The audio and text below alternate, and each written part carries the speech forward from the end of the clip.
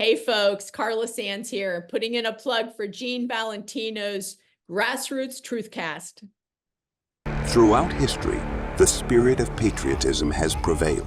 The battles may have changed, but the values remain the same. Today, in 2024, we find ourselves at a pivotal moment where the call for unity, freedom, and a better future echoes louder than ever. For more than 10 years, Patriot Mobile has been committed to supporting the values that make our nation great. With affordable plans and reliable nationwide coverage, Patriot Mobile is not just a wireless service. It's a call to action for those who believe in the American dream. Because this year is not just any year, it's the most important year since our nation's founding. Choose a wireless carrier that shares your values. Choose Patriot Mobile. The Ayatollah of Pensacola. Your hammer has arrived.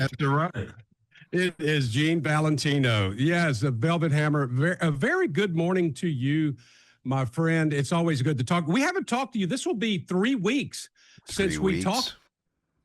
Yeah. You were off gallivanting somewhere. And then, of course, last week, was Good Friday, and I took off. Ted worked, I think. Ted and I had some fun together. And I had a great time. Well, I mean, I'm talking about me and Gene, not you and Gene. Not you and Gene. My name is Eugene. That's something that's true, because I see on your checks it's Eugene Tibbet. That's right, Eugene Theodore Tibbet Jr. That's right. That was your dad's name. He was senior. So, yeah. So was there any more Eugene Tibbets before that? Now I know you named your son that. My son is Eugene Theodore Tibbet III, which he will quickly tell you never name a child the third, because you know what you call when you're in high school? The turd. The turd. That's right. So you want that? My grandfather was Tom. Okay. So my father must have started that. What's your heritage, Ted? Just curious. It's kind of French English, some French. Yeah. They were over there. So same here. I got a lot of French in me. It's funny. My wife, and Gene, you know my wife very well. She is an A-Bear, and she was originally her family was from Jeanerette, Louisiana. Oh my! So down in the in the swamps of Louisiana. But in any case, they're always talking about their French background. So we did the Ancestry.com thing. Guess what? I have more French in me than she does. How about that? I bet you she was fried. No, she was gumbo.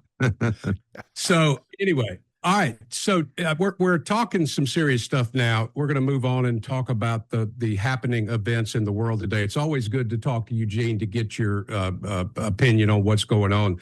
What's on your mind?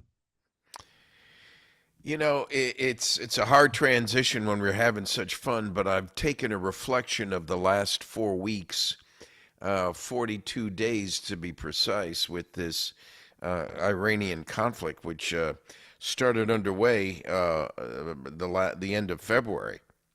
And Trump had suggested that this would be an event that lasts something less than 2 months. And I hope he's right, but if it goes longer, I don't think it's material.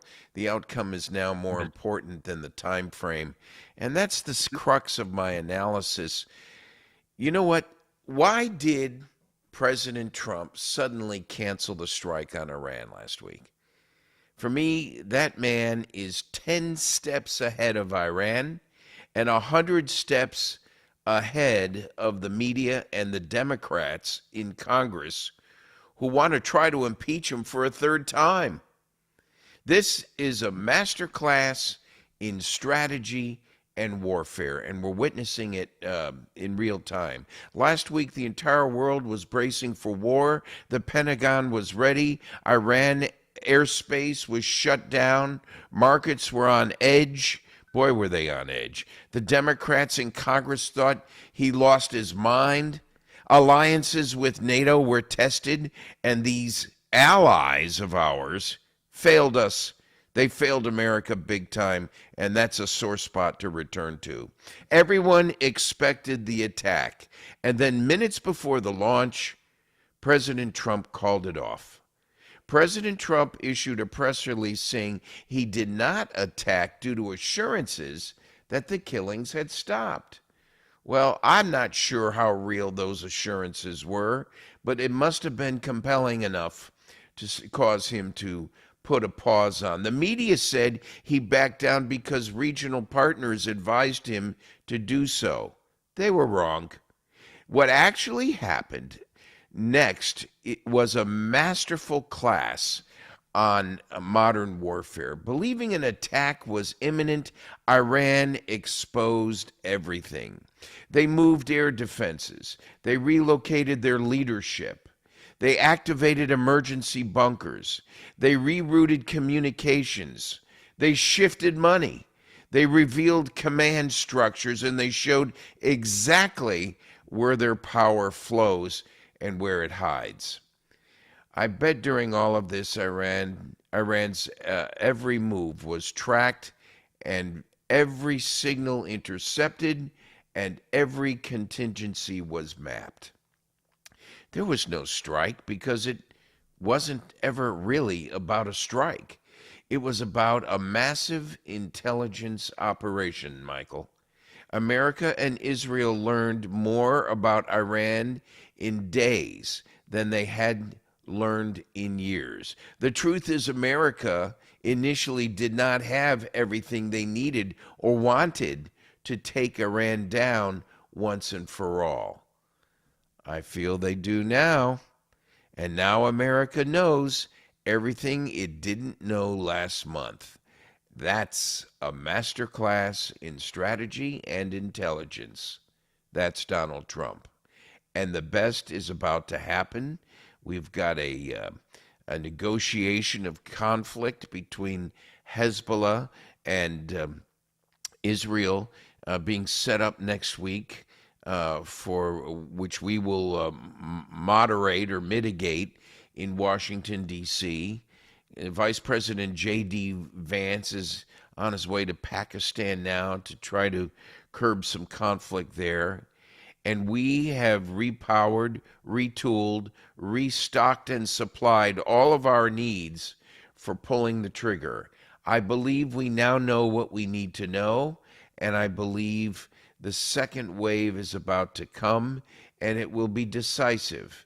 Donald Trump, no matter what the midterm consequences are in the local elections, no matter what the future beholds, General Jack Keane was absolutely correct. We should not take a pause and give them a chance to breathe on this. The Iranians are brilliant at stalling and delaying and keeping us off balance. They did so for 47 years. Have we not learned our lesson? And now comes the chance for us to eviscerate this clan, this ilk, which we've allowed in the United States to come in, reside here, and hate us. We've allowed this ilk to refortify themselves in Iran as well.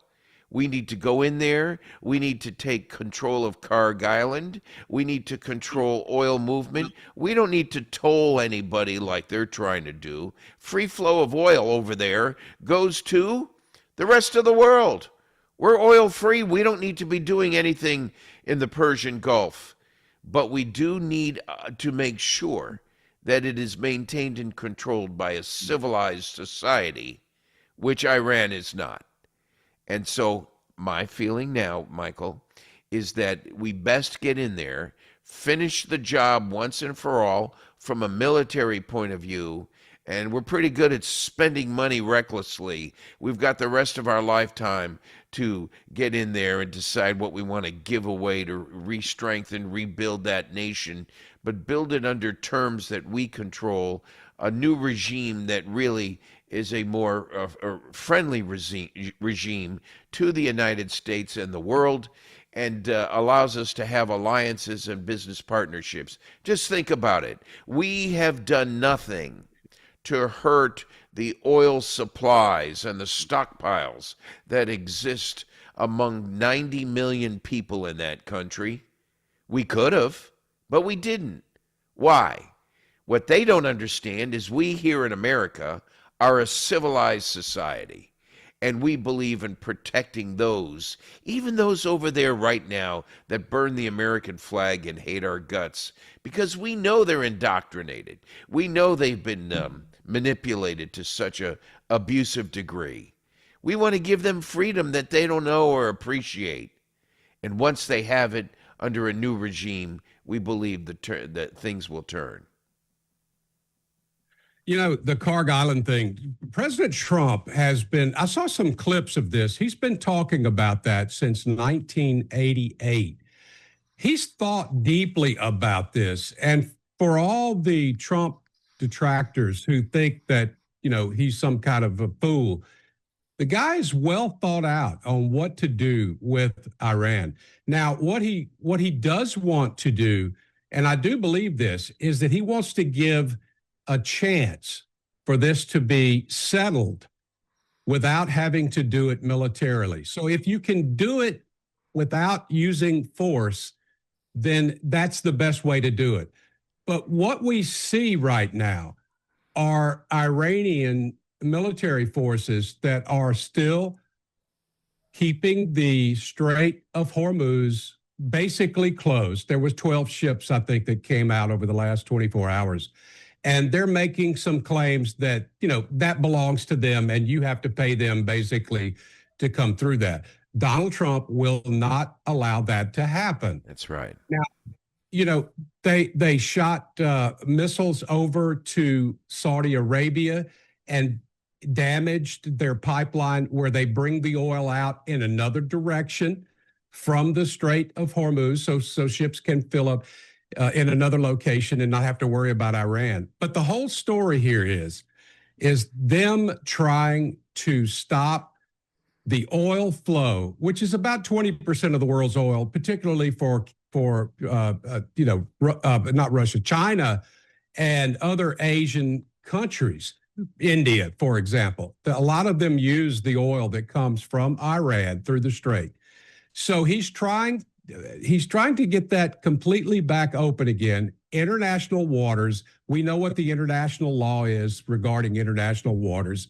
So my question is how long does this last with the Iranians saying one thing and doing something different? When you had young children and their mothers wrapped around power plants and certain schools and other key areas as a deterrent for the United States, it was probably a good point in time to revisit how we take them down once and for all. Admittedly, that would have been a weak spot for me too. But now that we did, we've learned that they have no human decency for their own people, let alone the rest of the world. And what we have done is we've staged a strategy now to excise the innocent people from the facilities, the bunkers, the hideaways that are existing over there to protect the regime. These people over there, but as bad as they are not as bad as our demonic media here in the United States that tries to make you and me feel guilty about what Donald Trump is doing, as if there's a possibility this could be wrong. When you're dealing with a demonic enemy that doesn't care about losing their own life to take yours, you're dealing with a type of person that has to be treated with in a rather unconventional way. The media makes us feel guilty that we're proceeding down a military path. We've got to get away from that, Michael. We've got to wipe this ilk out and turn them to ashes across the continent, across the country, of Iran effective immediately and rebuild a nation that's friendly with the allies around them and with us over here. Do you know who's silent and wishes they'd stop behaving this way? China and Russia, because the oil that's coming out of there is going that way. It's not helping us. Yeah.